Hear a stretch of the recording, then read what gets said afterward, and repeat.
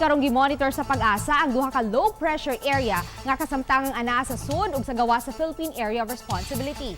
Nasigpatan ang usa ka LPA sa 875 kilometers east-northeast sa extreme northern Luzon, sud kana sa Philippine Area of Responsibility.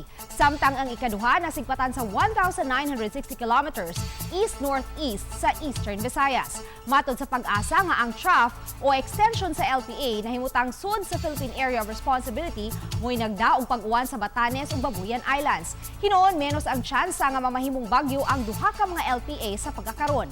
Ang hanging habagat mao'y nakaapekto sa Mindanao ug lauman nga makasinati og mga localized thunderstorms ang ubang bahin sa nasod. Karong buntaga posibleng makasinati og pag-uwan ang Central ug Eastern Visayas. Kini base sa rainfall forecast sa Metro Weather. Magpadayon kini hangtod sa hapon.